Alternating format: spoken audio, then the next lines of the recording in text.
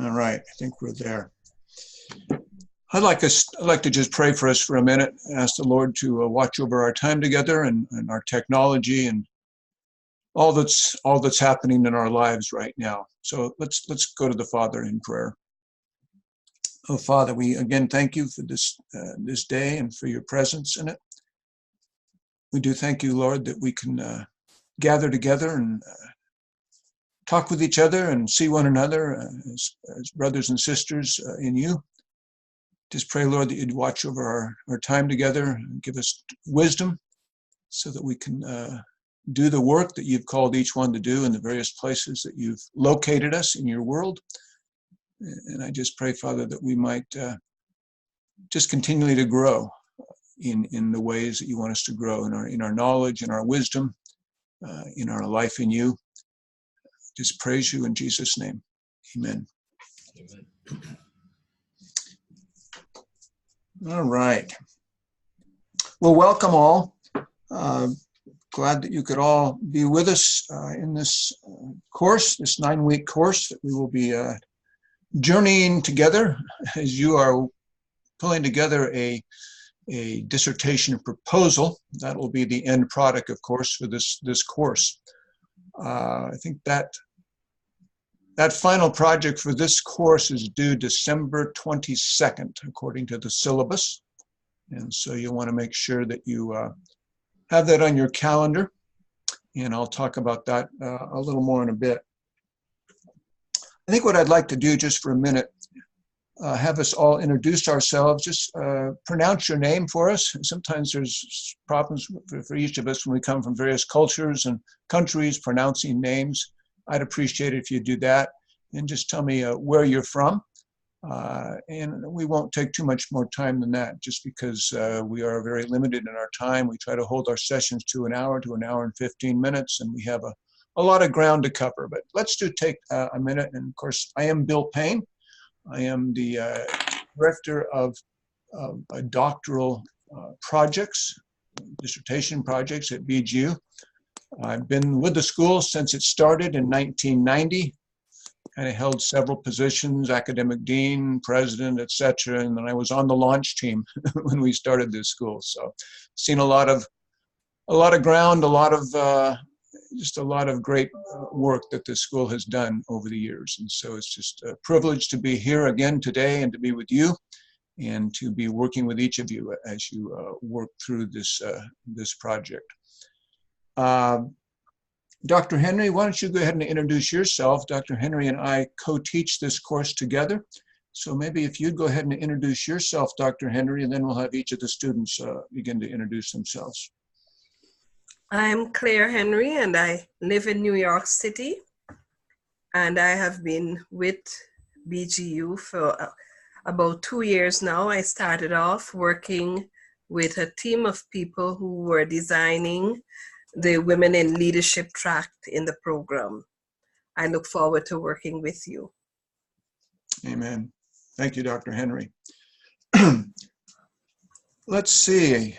I'll just go by the names that I have on my screen. Audley, could you introduce yourself? I'm Audley Goulburn, living in Toronto, and pastor in the church here as well. All right, great. From Toronto, thank you. Let's see, Janine, am I pronouncing that correctly? Janine? Janine, yes. Janine, all right. Yes, Janine, and I am in Monrovia, Liberia, and I am an educator by profession. All right, great to have you with us, Janine. Susan. Yes, I'm Susan Nichols, and I'm from just on the suburbs of Houston, Texas. And I currently run a consulting company out of Houston. All right, thank you, Susan. Let's see,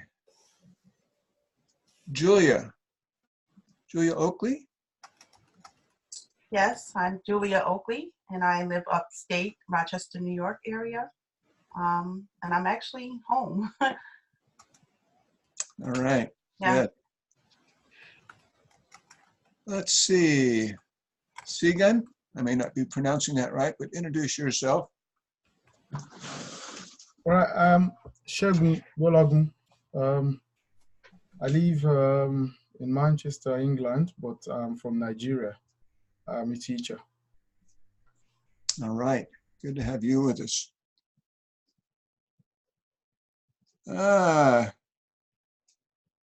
Connelly or Connell? Kunle. Yeah, Cooley, that's right. Okay, I know you've told me your name before, but go ahead. thank you. Yeah, my name is Kunle Omotosho. I'm a pastor with the Redeemed Christian Church of God. I live in New York, and I'm blessed with a wife and 5 children. All right, great. Hubert. Hi, good afternoon, everyone. I'm Hubert from Guyana, Hubert Erlin from Guyana. I'm an engineer by profession. All right, great. And Brian, you're with us on the phone, I know. Introduce yourself.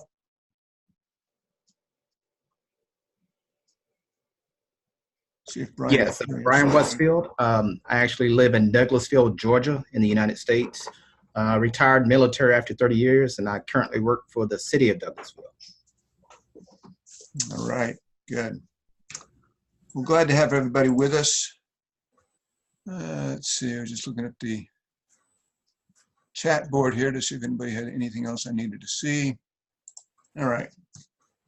This session is being recorded, like I said, so you can look at this session again, and it looks like there's a few people that have not been able to get on with us, so hopefully they'll be able to view the recording.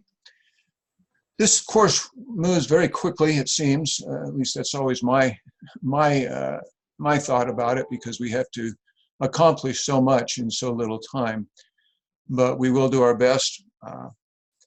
We're going to start this this week, of course, with a few assignments in terms of having you look at empirical research articles, and Dr. Henry will talk about those in just a moment.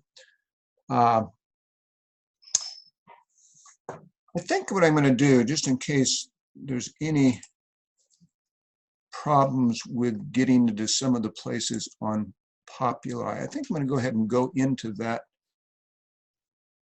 course. Let's see, are we at the right place? Okay, I'm going to share my screen. This over here for a moment. Let's see, I'll share the screen. All right.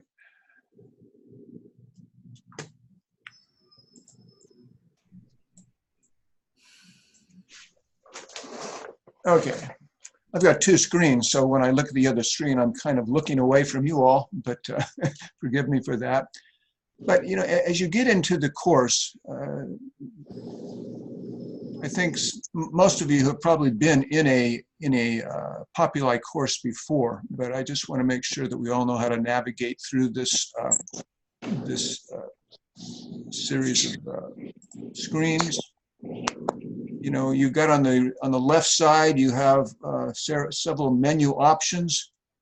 I just went to the lessons option. You know, the first part of that was a welcome, just kind of a welcome to the course. So, you know, when you go to the lesson tab there on the lesson item on the menu, you can get to, you know, any lesson. So, you know, we're starting with lesson 1. Oh, let's just make sure we know this information, this side of the menu. There's something called an info.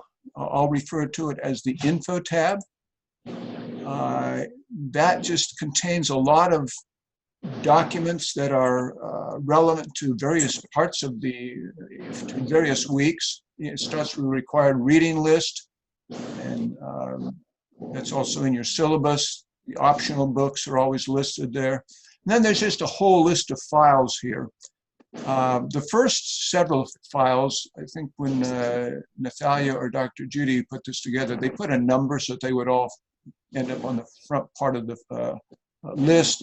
You know, the syllabi for the course, whether you're if you're a DTL student, I think you're in RS 702. If you're a DMin student, you're RS 701. But the syllabi are pretty much identical. The final project handbook is there. I really would like you to take a look at that handbook. We've just revised that handbook this year, so there's just a lot of content there I'd like you to be able to at least be familiar with. There's something called an IRB Policies Handbook. IRB stands for the Institutional Review Board, and we'll talk more about that later on in the course, but we have a review board that has to look at proposals, especially that deal with any sensitive populations, as they're called, or vulnerable populations, I guess is the term that's used, or sensitive topics that you're dealing with. And we'll talk more about that in the research. But again, I just want you to know that that manual is there, the IRB manual. The BGU, let's see, what else? Okay, online resources for every writer. Again, that's just a really good resource that you should become familiar with for writing purposes.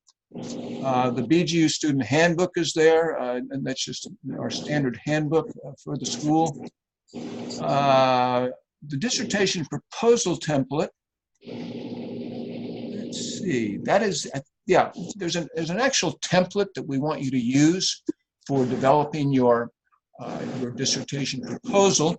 What you'll be doing each week, at least not for the first 2 weeks, but generally for each of the weeks, you'll be filling in a part of that template, starting out with the problem statement and then the purpose statement and some of those initial parts of chapter 1 of the proposal. And then each week, you would be uploading the whole template to the assignment area. And then I and Dr. Henry, when we want to be able to look at your whole proposal, how it's developing, we can always be able to look at the whole template.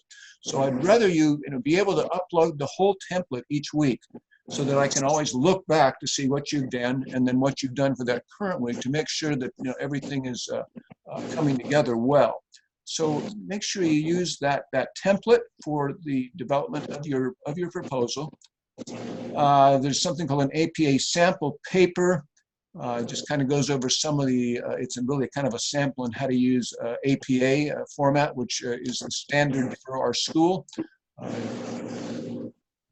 There's a few, and what I did for the rest of these, I actually put a heading in front of each one of these, the rest of these, because you'll see, F focus groups.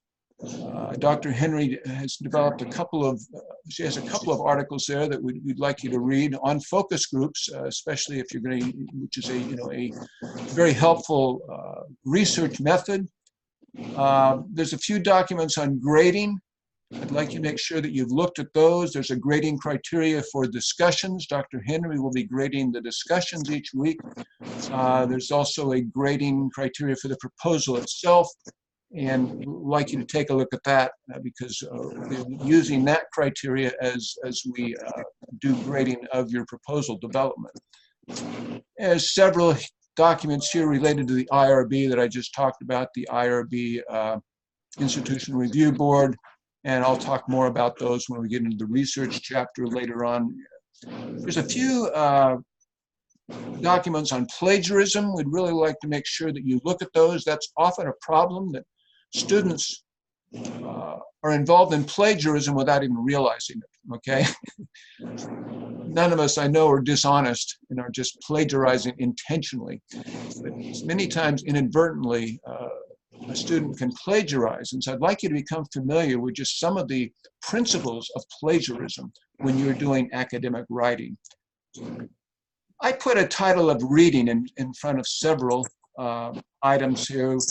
There's a chart for collecting sources that I think you'll use next week. This week, you've got a few articles. We'd like you to read how to read a research article. That's one of your assignments for this week. There's also a template called a research notes. Will be helpful for doing the assignment for this week. We'll look at that in a moment. Another article called Reviewing Collected Essays. Very good article that Dr. Henry put up that I'd like you to take a look at. And then there's several things that will just deal with research in general. What is a theoretical framework? Thinking like a researcher. Actually, that's an article for this week. I'd really like you to read. And Dr. Henry's going to make a few comments on research here in a moment. Another article on transformation, 9 principles of transformation, since all BGU dissertations ultimately end in some kind of a transformational strategy. We'd like you to read a little bit about transformation.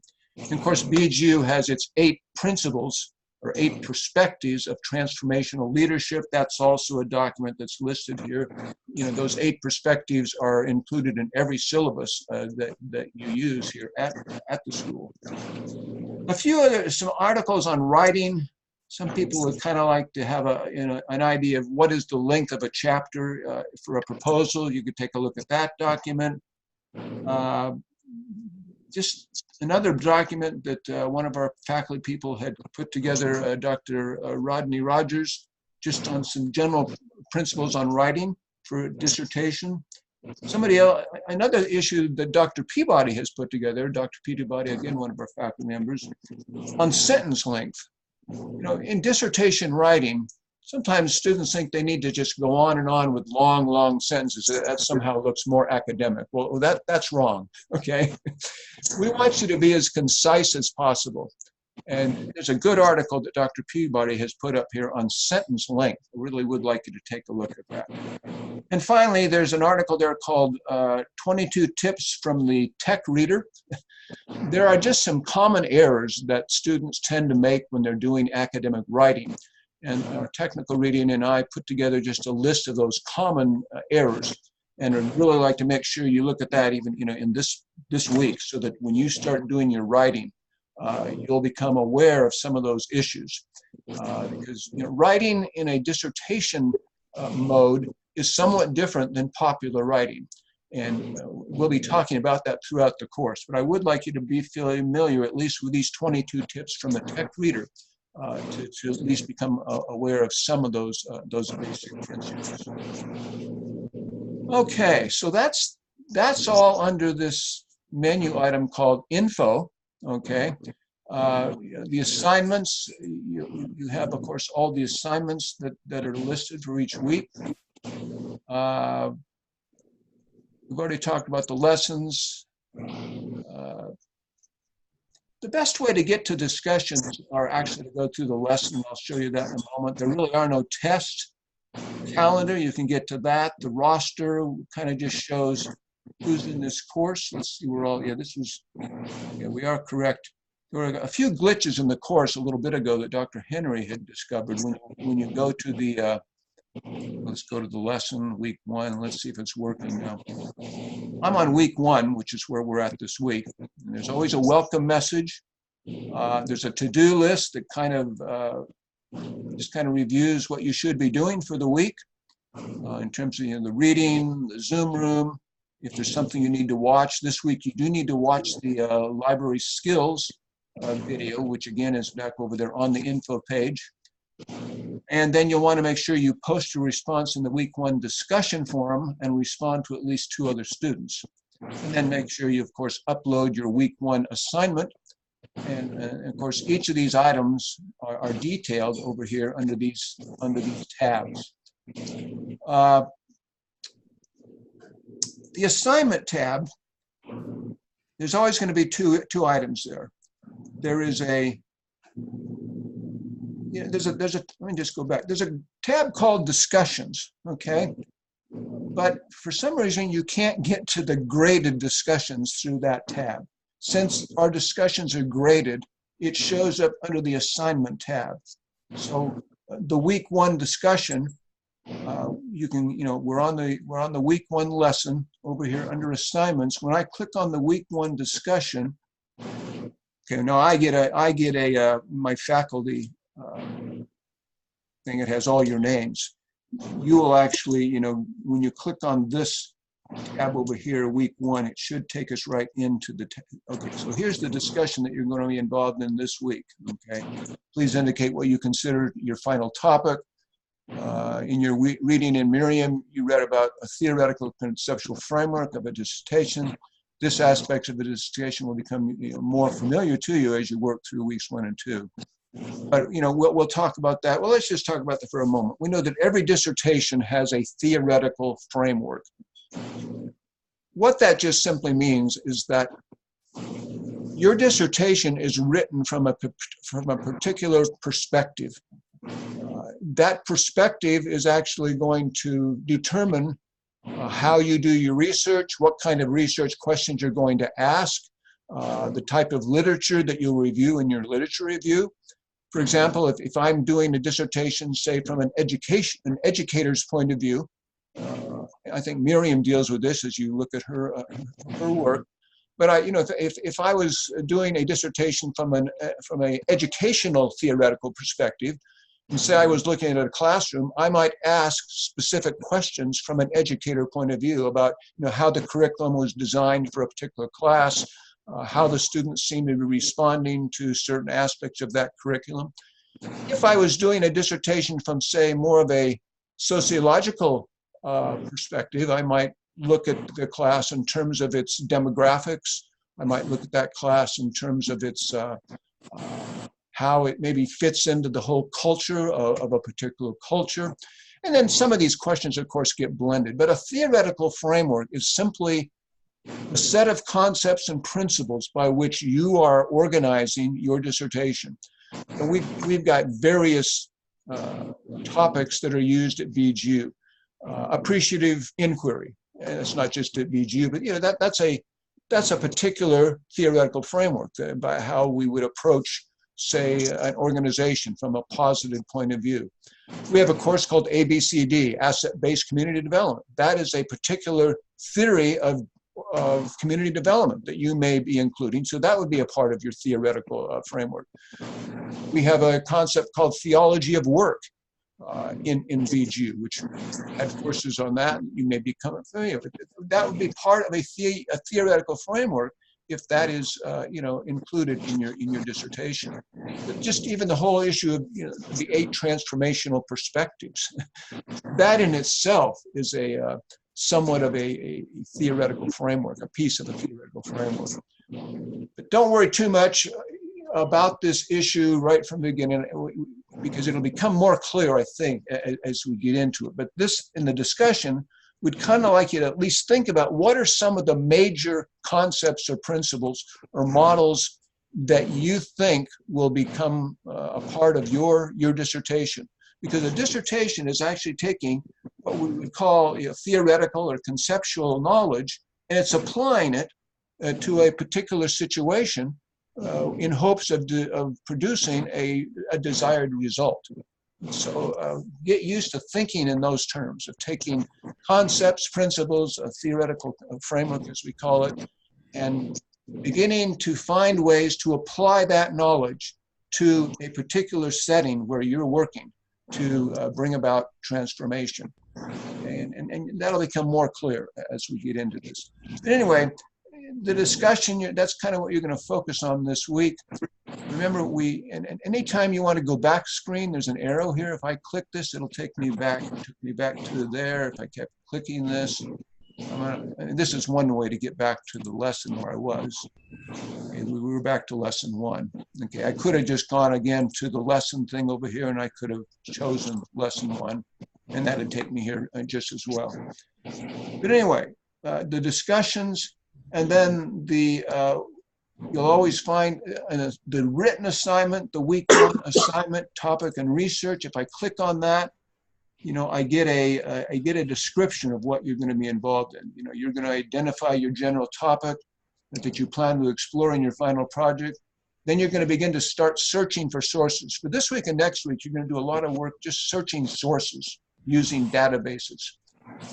There are 3 kinds of literature that you're going to use, books, peer-reviewed articles to help you describe your topic, and peer-reviewed empirical research studies on issues related to your topic. For this week's assignment, you're going to focus on what we're going to call empirical research articles.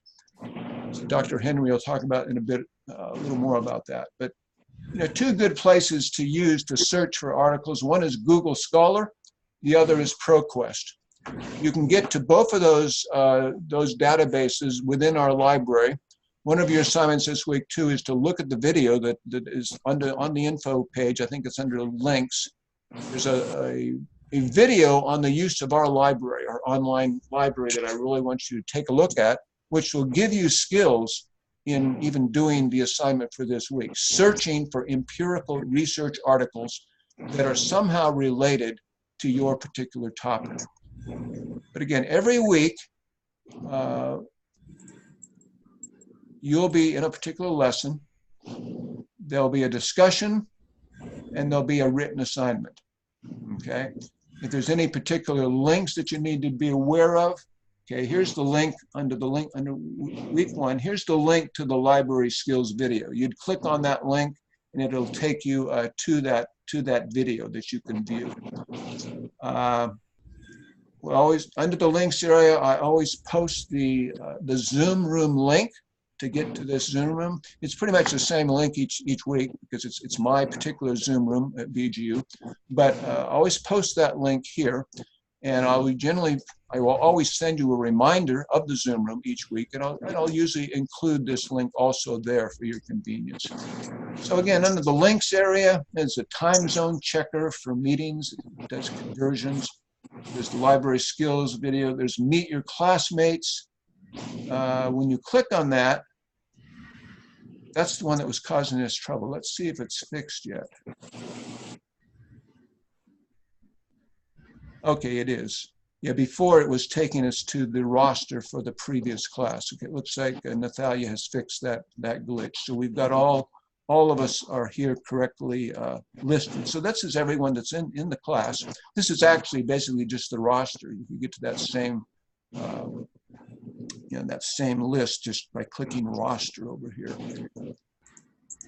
All right, let's go back to lesson 1. And we were looking at the links. Time zone, library video, meet your class point, week 1 Zoom link that you could click to have gotten into this Zoom room today.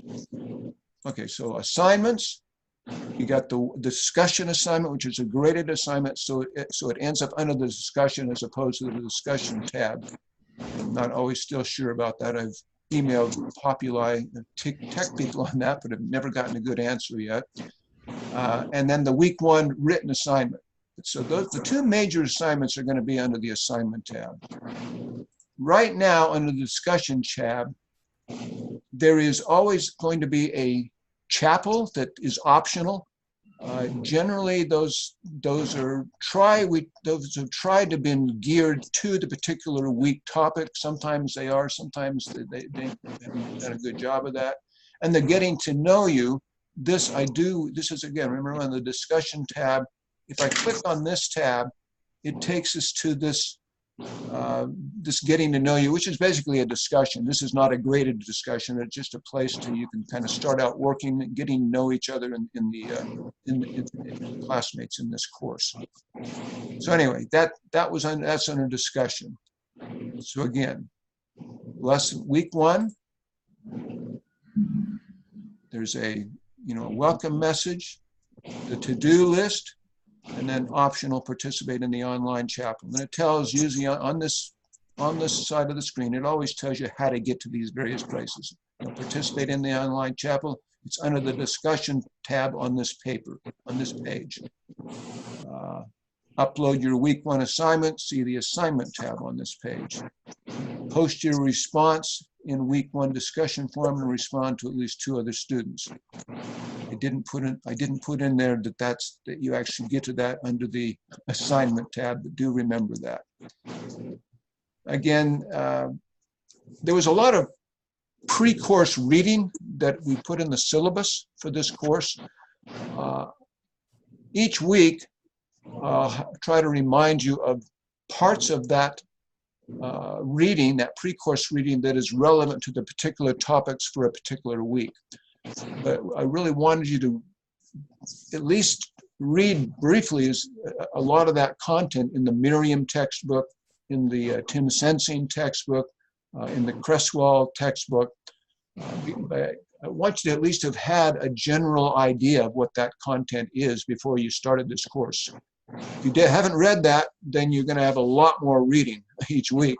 And you'll need to do that because each parts of those textbooks relate to particular segments of the dissertation proposal writing process. And so I will remind you of those in each week.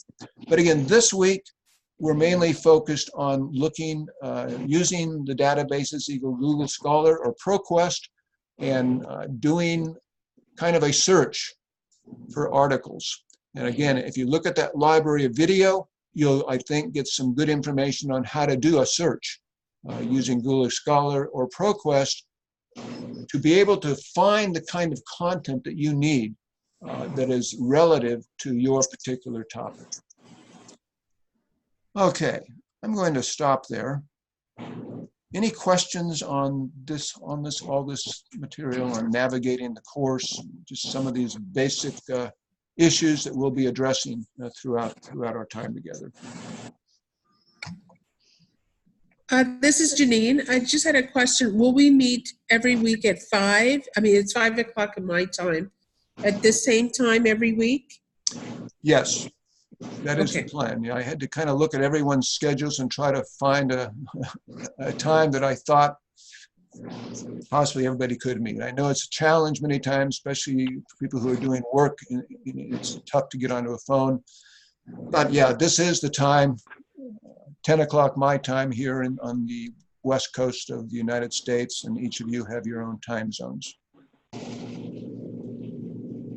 Hi, this is Jackie Giles, and I am a sales manager by profession, and I have a difficult time with 1 o'clock. Will there be any other type of special accommodations? And I'm East Coast, so I'm always, I'm always in the field. So I wanted to find out, is there any other time? Because usually with my job being in sales, I'm in with my clients. So I just want to know, what is the protocol with this? Thank you. Yeah, Jackie, I know it's like I say, it's a tough call all the time to try to find that convenient time. All these sessions are videoed, recorded. If you miss a session, you can go back and see the video. I know, if you're right now, you're on a phone call, you're not be able to see people. Yeah. But like I say, do review the video. I think that'll be at least helpful. I will. And if you can at least be on the phone Yeah. call, you can be listening. If your schedule permits it. Yeah. That's all I can ask of you at this point. And I'll let you know in advance, because I'm on the road, and like I said, I'm in pharmaceuticals, so I'm a national sales manager for Right. Pfizer. Okay. So I am, in hospitals and physician offices and, that kind of thing. But I'll get the job done. I'll get all of my assignments in. So, and I look forward to being a part of this class. And I thank you very much for clarity. Great. I appreciate that, Jackie. You're welcome. Okay, let's see. Yeah, make sure you mute your mic if you're not talking. Someone said, could you mute the sound, hearing feedback. Okay, Jackie, just saw your chat room. Okay, just making sure that I'm tracking with our chat room there. Okay, any other comments before I ask Dr. Henry to make some comments at this point? Okay. Go ahead. Sorry to interrupt. I have one comment and or question. I started at Bakke back in 2012 and had a health crisis that kind of put me out of the loop for about 4 years. And a little unsure about, I mean, I know what I'm doing with my life currently, but I'm a little unsure about the direction of my dissertation based on various issues in my life. And is there someone I can speak to outside of class to get some clarity on that? I just hate to get too far along in class and not really have clarity for myself or be able to wrap my mind around the direction I'm going. Yeah, probably Dr. Henry or I could meet with you, offline, and we'll just, talk through some, what you're thinking and, what might make a good project focus. Okay, thank you. So yeah, maybe just copy an email to both Dr. Henry and I, and then we can respond to you. Okay, thank you. Just a reminder. All right. Well, let's go ahead and give the microphone to Dr. Henry. She's going to make just some comments on the whole research process and empirical articles, some of the content that you'll be working with this week in the assignment. So, Dr. Henry, appreciate your comments to us. Thank you. There are a few of you I've had in other classes. I've had Sigun. Conley is just finishing up a class with me, and I've had Brian in a class, so I look forward to working with you again. In answer to Susan's question, I just wanted you to know, Susan, that you're not unique in terms of where you are. I think most of the students, most of you, are not yet clear about what you're going to be studying. We don't expect you to come into the class with clarity. However, what does happen in this class that is very, very powerful and significant is that as a result of our interaction with each other, the students themselves, we learn from each other. And so the discussions, both the online discussion and the discussions we have in the Zoom room, is vital in terms of helping you to come to a focus of what you would like to study. So I just want to start off with that. I want to start with just briefly identifying some key issues concerning the research process. Oftentimes, outside of a class like this, when students think of research, they usually think of going to the library and getting articles, reading them, and writing the paper. That is the common conception of research. However, in this class, research means much more than going to the library and finding the relevant articles that you would use in your essay.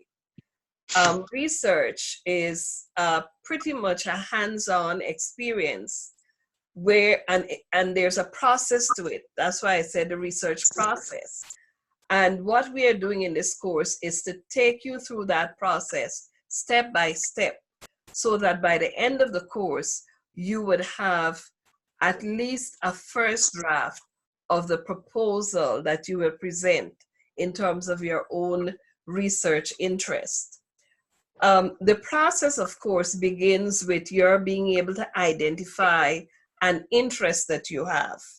There is some organizational issue, some issue in your local church, some issue even within the context of family that keeps bugging you, and if it were possible, you would like to do a study of that issue to understand it better. So what I'm going to ask you to do, I'm going to put some of you on the spot, but that's okay. Tell us what research interests you have come into this class with. It may just be a phrase, a sentence, it doesn't matter. But what interest have you come into the class with? Unmute yourself before you speak. Anybody could jump in. I have a special interest in guiding boys on a journey to manhood.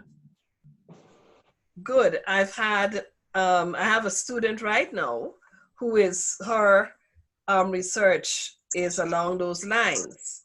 So thank you for sharing that. Okay, somebody else? Hubert here from Guyana, and my perspective is working with the local government and the NDC in my area, looking at how we apply asset-based community development and a collaborative approach to the whole issue of community development. That's my line of thinking at this point in time. Okay, that's quite a mouthful. Good. Somebody else, jump in, please. Yeah, I'm thinking of something like entrepreneurial education for young professionals. In our church as the platform, and then into the community where our church is. That's what I'm thinking. That's a good topic to think about. In my local church, we have a subgroup where we entrepreneurs get together for fellowship, and we bring in speakers to speak to them on that issue. So that is doable. Good. Somebody else, I'd like to hear from each of you. So just go right in. Can I come in? Okay, go ahead, Julia. Okay. And then I was considering faith and medicine, looking at eating your way to health, both spiritually and physically. wow, that's a big one, but it is doable. Good. The person who jumped in just now, tell me your name and go right ahead. I'm Simon Ishola. Yes, Simon, welcome. Sorry for joining late. I was having some problem getting the correct time. From Nigeria. Yes, I'm interested in how my organization can serve our community more effectively. I teach in the seminary, and the seminary is over 120 years old. So I want to see how can we improve our efficiency in serving the community where we are based. Good. Thank you. Okay. My name is Kunle Omotosha. I'm thinking about the transformation of our church organization in terms of the culture to suit the communities where we are. Okay. Good. Thank you, Kunle. Next. We haven't heard from some others. Jackie, if you're still on the line.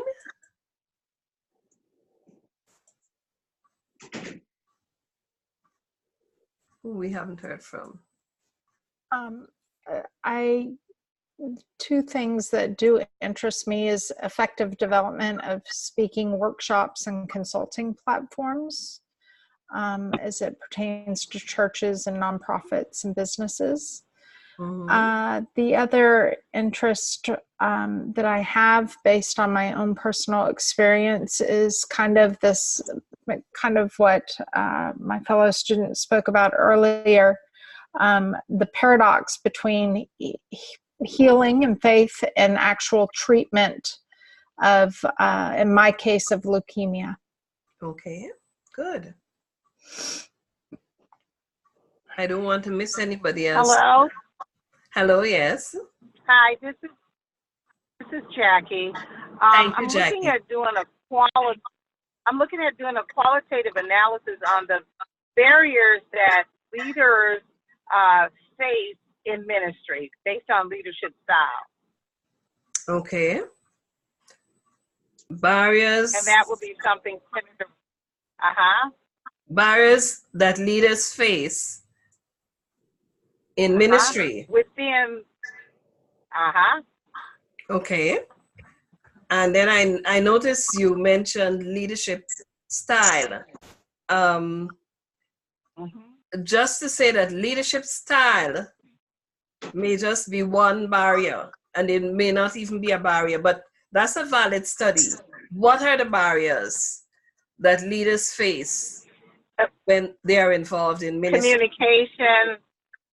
Yeah, communication is one. I have 3 specific areas that I'm going to really kind of focus on. Okay. That I'm looking at and investigating, because there are barriers, because when you're leading in ministry, you have to, deal with the different, I guess I want to say different personalities, that you have to deal with. Not only that, well, then are you communicating effectively? What are you doing as a leader? And then the leadership styles of that particular person heading that ministry. That could be a laissez-faire leader. It could be, that kind of thing. So that's what I'm thinking about. Okay, thank you, Jackie. Have we missed anybody? I wanted to make sure I heard from everyone. So you're not coming in as a blank slate. You have ideas that you want to investigate. You want to do research on. And that's the beginning point. I deliberately started you there because one of the points I want to make about the research process is that it is exactly that, a process. There is a step-by-step process that you need to follow. And what you cannot do is abort any of the steps. So the first step that we are pushing you towards is to read on the issue at hand. Read on the issue that you are interested in or that you think you are interested in. And what I want to say there is that you have to go into the process with an open mind. What you don't want to do is to make up your mind that this is exactly what I want to do. And so what you try to do is to force everything to fit your preconceived idea or thinking. But you have to read with an open mind and allow the literature to help you and to guide you towards exactly what you're going to study. I can't emphasize it enough. Having worked with students in terms of their research, the students who get the hardest time in the research class are the students who come into the class with a set mind, with a mindset that says, this is what I want to do, and everything must fit my mindset. Whereas in order to be successful, you have to come in, yes, there's a passion that you need to have in terms of what you're going to study, because research is very demanding. It takes a lot out of you. So you need to have a passion, and that passion is what is going to fuel you to do all the hard work that is required. We don't want you to not have passion. We don't want you to lose your passion, but we want you to recognize that passion alone isn't going to take you through. There are steps that you have to follow. And as I said, you cannot abort any of these steps. So step one is about the reading. Reading as widely as possible. And it's a lot of reading, and it's a different kind of reading, because we're asking you to read, and this is where the issue of the empirical piece comes in. We're asking you to read empirical material, not opinion pieces, not reports, but empirical work. And the place to go to find empirical work is to go to the peer-reviewed literature. You go to the journals, because the journals consist of reports on empirical pieces. So you have to read those. And one of the pieces I have in the portfolio section is how to read a research article. Now, I'm sure you've been reading research articles in your other courses, maybe not as many, maybe not as in-depth. But one of the things you're going to find about reading research, and that is where your passion comes in, you have to be really interested, because on its face, research articles tend to be pretty boring. However, you have to approach the reading of research articles differently from when you read a book or an article that an opinion piece, etc. You don't have to read it at one sitting from cover to cover. There are sections to a research article. The first section you have is the abstract. The abstract is a summary of what the research is about. So you want to read the abstract, because when you read the abstract, you will get an idea as to whether or not you want to continue to read the document. The next part is the introductory part, which usually tells you about the research, what kind of research it was, and there are different kinds of research. We'll talk a bit more about that as we go along. What kind of research it was, whether it was quantitative or qualitative. If it was quantitative, who were the sample? How were the sample, that is the participants to the research, how were they selected? What are their demographics? What was the size of the sample? What kind of instrument was used? Was it just interviews? Did you have focus groups? Did they have to do a pencil and paper response to a questionnaire? That is in the introductory material and also in the method section. So that gives you a sense of how, and that's important. If it's both qualitative and quantitative research, it's important that you understand how the research was conducted. And then, of course, after that, you get the results of the research, what were the findings, and then you have a discussion of the results. But I skipped an important piece. Then having looked at the method, prior to that, you have to look at, and this is a big piece, the questions of the study. Having identified your interests, the next thing that you have to do, and that is a process that takes much longer than you think it should take. You have to develop the questions that will undergird your study. Now, there is a whole process to developing questions.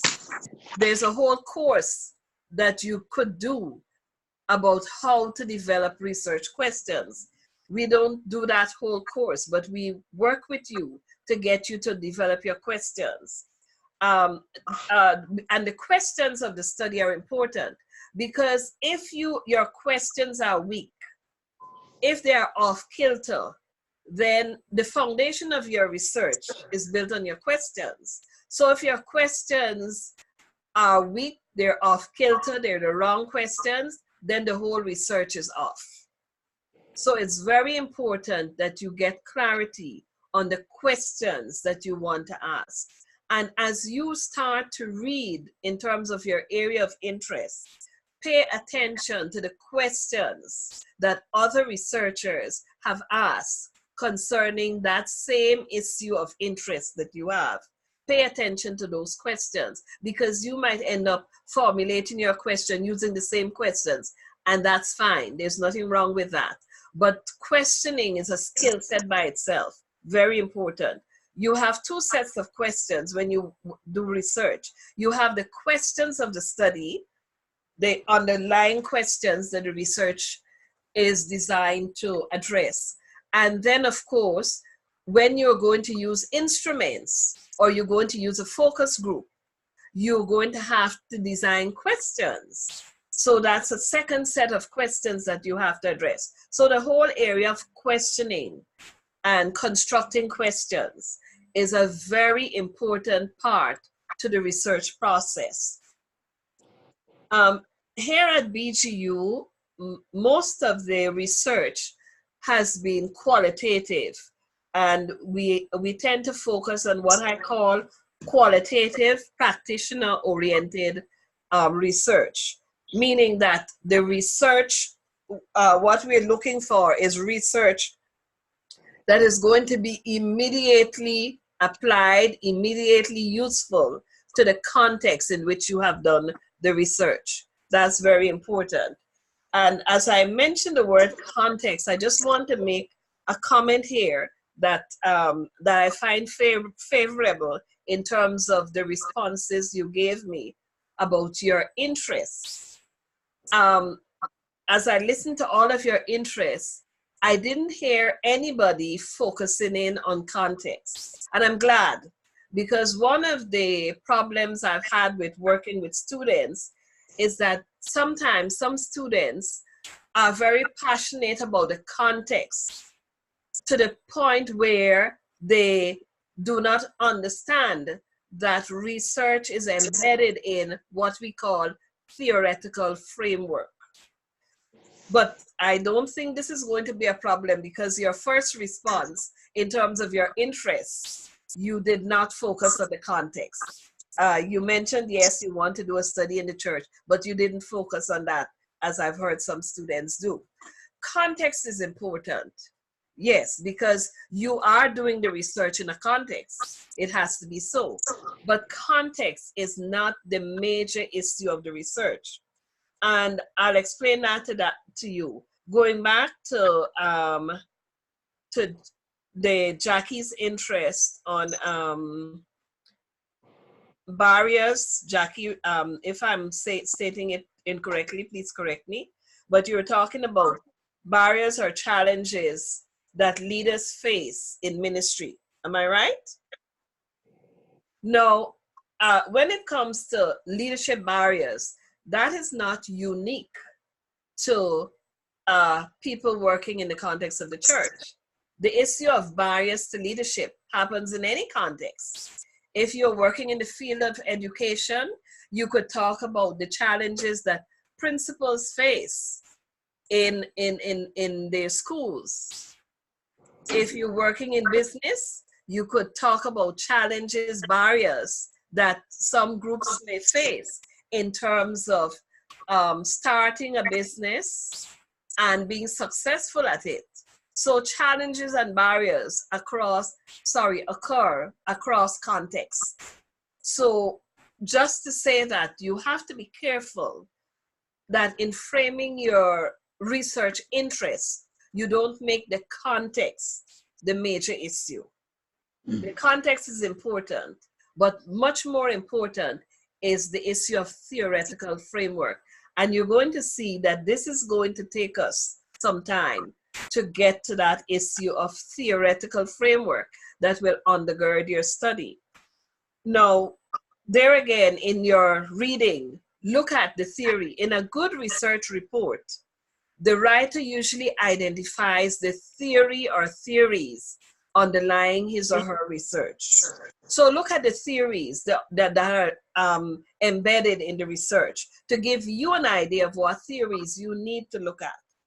And another approach I recommend students take is, for example, I think Sigon is interested in entrepreneurial education. I would say to Sigon, think in terms of going to the research literature and literally looking for what I call theories of entrepreneurship. Just Google that, go to Google Scholar and see what theories people have proposed to explain and to predict success in entrepreneurship, because that is the foundation for the study that you're going to do. So whatever study you're interested in, you could just Google it and put the word theory before it. Theory of leadership challenges, or theory of, Jackie mentioned styles. There are different styles of leadership. That's a whole theory by itself. But there are other theories that explain how leaders deal with challenges to their work. But just to emphasize over and over again the importance of coming to grips with and understanding the theory that will underlie your study. I noticed Brian put in here that he's interested in a very big and live issue that the country is grappling with. Military veteran homelessness and suicide. And then the other topic he mentioned is, I've just finished teaching a class in which Conley was, servant leadership effectiveness in the Army. So those are two different interests that Brian has mentioned. Both of them hot button issues, especially the first one, veteran homelessness. Okay. Now, I also want to, I see we're almost out of time.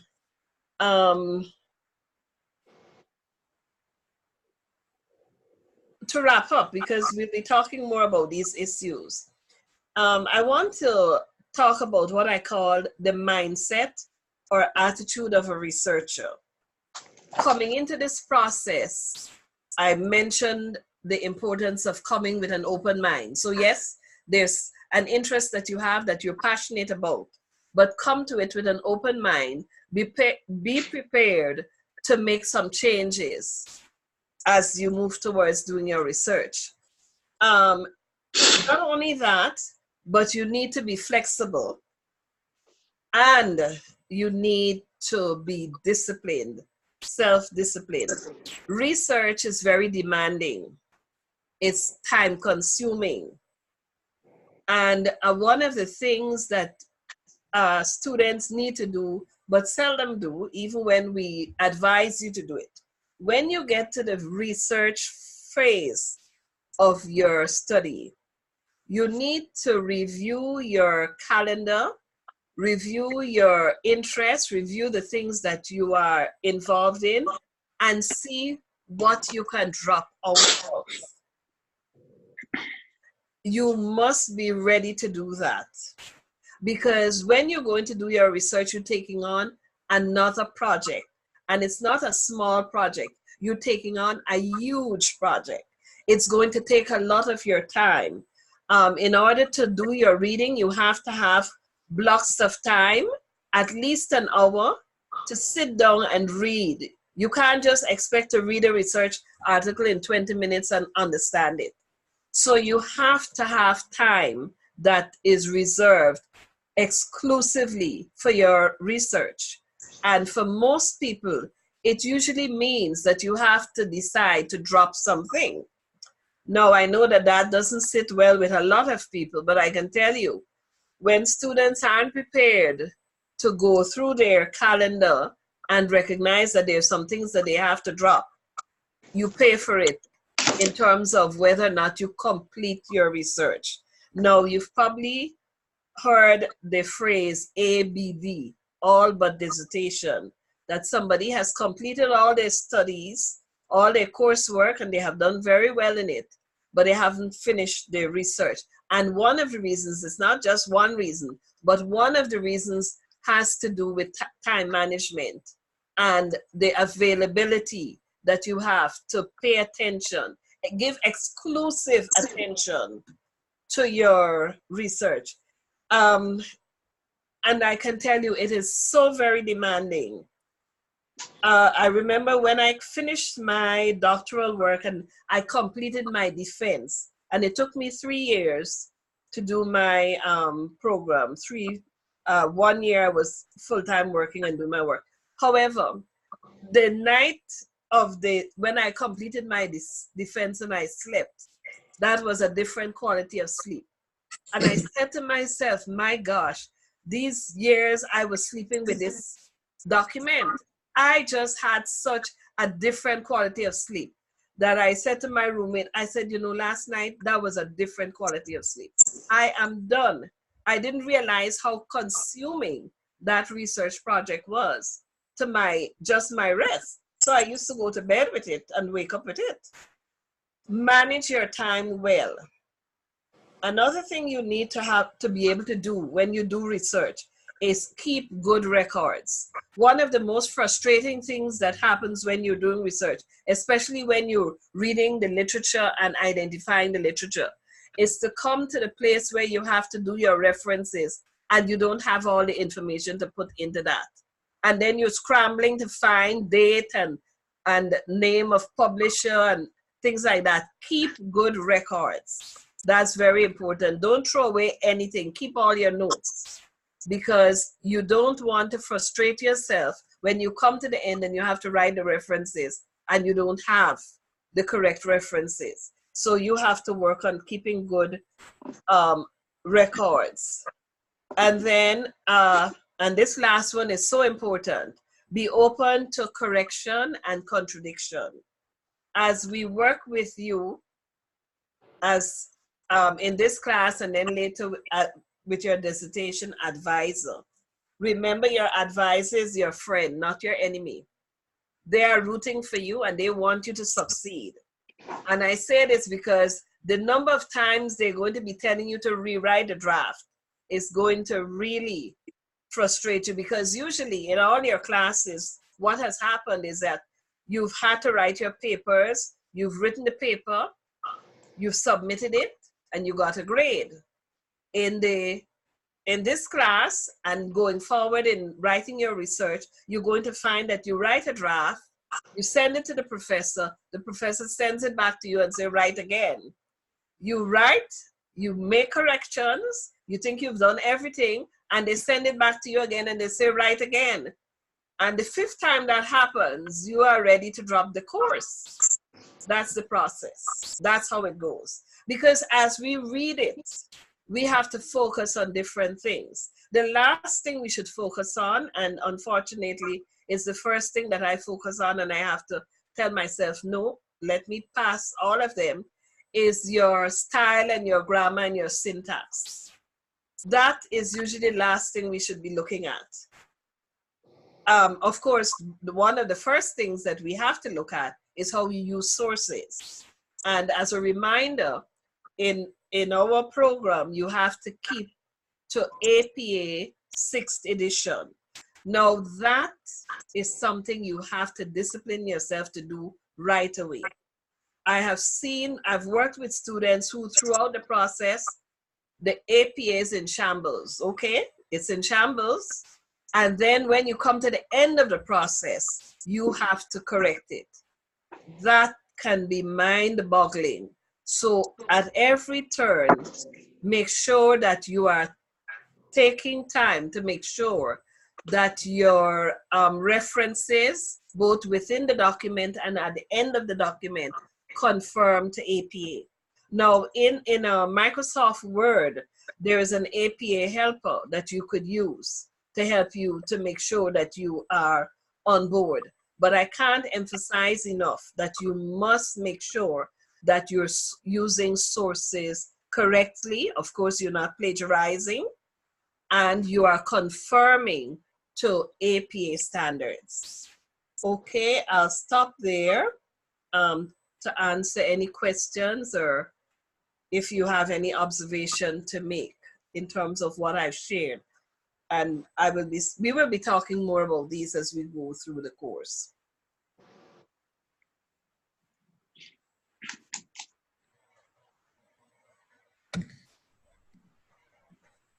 Yes, this is Janine. Yes, Janine. How are you? Fine, thank you. I did not get a chance to share.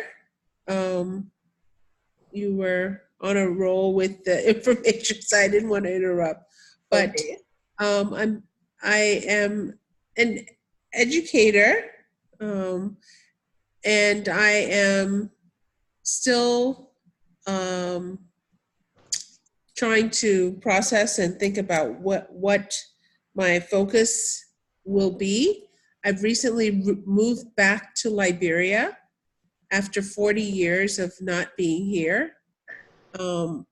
And so I'm getting a little bit of, trying to take a little bit of time to sort of reestablish my thinking about what I would like to focus on.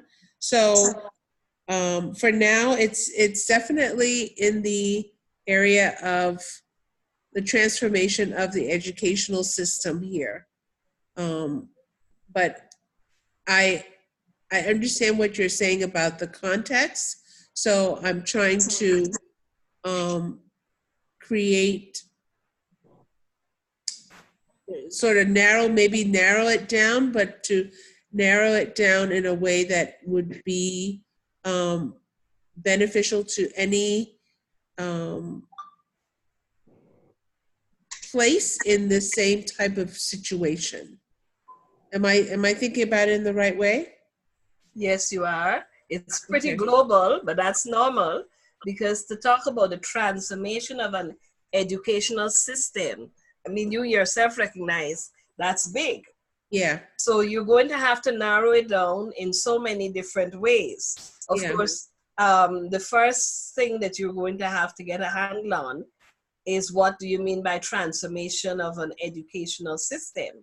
Mm-hmm. So you're going to want to look at the literature, the research literature, to see if anybody has done a study that addressed transformation in the context of an educational system, because that's broad, that's big. So definitely you want to look at that. And I'm glad you raised the issue of transformation, because that's the piece I wanted to just quickly address to you. The BGU's unique focus is on the issue of transformation. And I am anticipating that most of you have done the course on transformation. Now, transformation is multifaceted and it's big.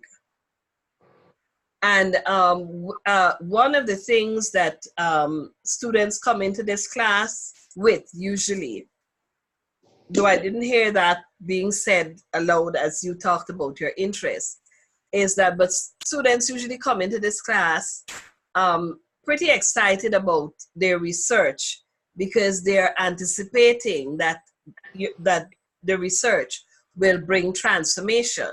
Well, the research in and by itself will not bring transformation. Transformation is a process. However, your research can be the seed that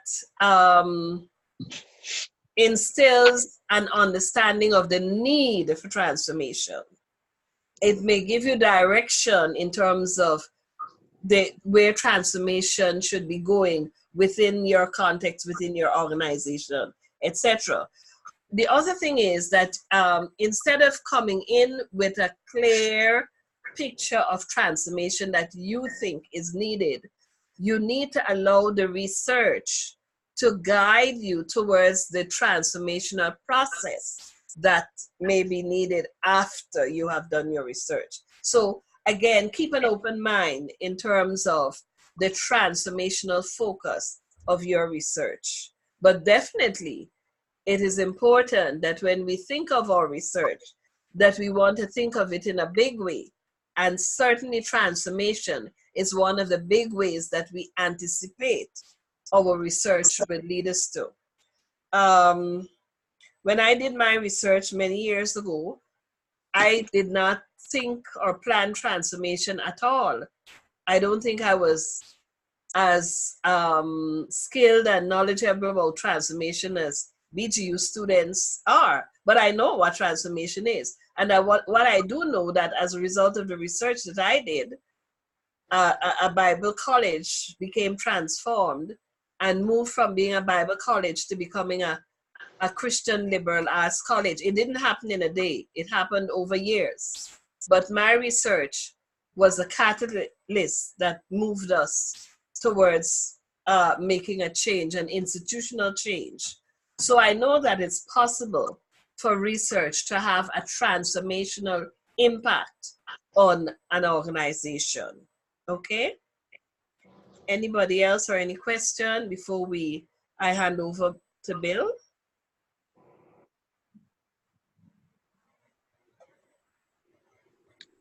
Okay, Hello, this is Jackie. Hello, yes, this Jackie. is Jackie. I have a question. Will you be available to have any kind of offline discussions, if possible, if we have some questions? Oh, certainly. Yes. Certainly. Okay. Yes. Thank you. I You're appreciate welcome. that. Good. Anybody else? Okay, Bill, over to you. Okay, thank you, Dr. Henry. Yeah, very helpful. I was just looking at a section in the Miriam book, which you all have either a Kindle copy or a hard copy. Page 49, Miriam goes over several qualitative research approaches. One is called action research that Dr. Henry did refer to. It starts on page 49. There's about 10 pages on that. It says, action research is a form of a practitioner research. It not only seeks to understand how participants make meaning or interpret a particular phenomenon or problem, but they also usually seek to engage the participants in some level in the process in order to solve a practical problem. And then it kind of goes in and gives examples of what that might look like. And I think that's an issue. I really would encourage you to read that chapter. There's several approaches to research that I think would be helpful just for you as you kind of get a big picture of what you're trying to accomplish, especially through a BGU research project that needs to culminate in some form of the beginnings of transformation. And I think we'll talk more about that as we go along. With that, I think we will go ahead and close down the session. We spent about an hour and 15 minutes together, which I really don't want to go much more than that kind of a time limit. I do encourage you to be doing the reading of the articles that were listed in the lesson 1. Begin to work in the discussion forum, and then begin looking at sources. And again, make sure you look at that library video so that you get some idea on how to use our library to get at the kind of information you need to begin to pull together a collection of sources that will be relevant to your particular topic. Good. Okay, with that, let's go ahead and close up shop. Again, both Dr. Henry and I are available by email. Our emails are listed there in the course, and you are free to send either one of us an email, and if we can either answer you by email, if we need to set up a phone call or a Zoom session, we can do that too for more extended kinds of conversations. All right? Okay. All right, with that, we're going to end the meeting, and we will be together same time next week. Again, I know there was some confusion on times. Again, at least Nathalia, one of our online tech heads of the online department, she says that as I put dates and times in the calendar, and when you're on the Populi, there's a thing called calendar on that left-hand menu. If you click on that, if I enter the Zoom room, say, and I say 10 o'clock Pacific Daylight Time, she assures me that somehow it converts that time to whatever time zone you are accessing that information from. So I'm going to put those in the calendar. You might try that by accessing the calendar on that menu and see if it brings up the correct time for the Zoom room. Otherwise, you'll have to go to there's program planners online that I use when I schedule a Zoom room, for example. I'll bring up the major centers, the major countries that are represented in that Zoom room, so that I can see what the spread is of the various time frames. And so, you can do the same thing if you're unsure of how times convert. But try that in the calendar in the Populi and see if it has converted, say, the Zoom room times to your particular locality. Okay. All right, with that, I'm going to say goodbye and talk to you next week. Have a good week to everyone.